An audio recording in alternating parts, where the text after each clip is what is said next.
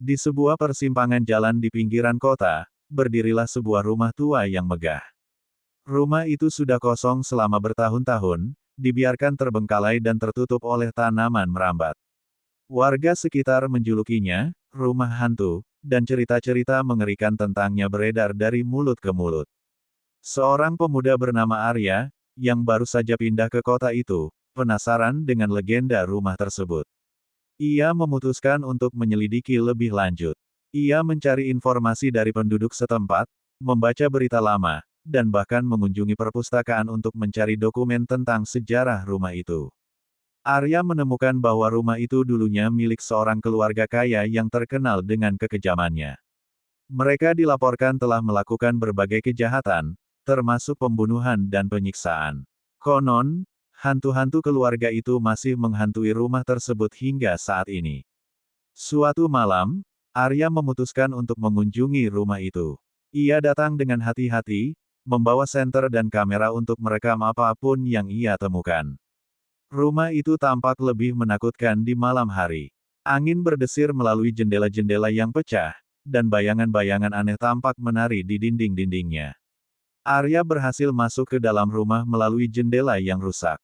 Di dalam, ia menemukan ruangan-ruangan yang penuh debu dan perabotan yang lapuk. Suasana di dalam rumah terasa dingin dan mencekam. Ia mendengar suara-suara aneh, seperti langkah kaki dan bisikan. Arya mulai merekam dengan kameranya, berharap dapat menangkap bukti keberadaan hantu. Ia berjalan dari satu ruangan ke ruangan lainnya, menyelidiki setiap sudut dan celah. Tiba-tiba, ia mendengar suara keras dari lantai atas.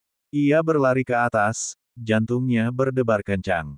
Di salah satu kamar, ia menemukan sebuah buku harian yang tergeletak di atas meja. Ia membuka buku itu dan mulai membaca. Buku harian itu berisi catatan-catatan mengerikan tentang kejahatan yang dilakukan oleh keluarga pemilik rumah. Arya merasa bulu kuduknya berdiri tegak. Saat ia membaca, ia merasakan kehadiran yang aneh di sekitarnya. Ia menoleh dan melihat bayangan seorang wanita berdiri di dekat jendela. Wanita itu mengenakan gaun putih dan rambutnya panjang terurai. Wajahnya pucat dan matanya kosong. Arya menjerit ketakutan dan berlari keluar dari rumah. Ia berlari secepat yang ia bisa, tanpa menoleh ke belakang. Ia tidak pernah kembali ke rumah itu lagi.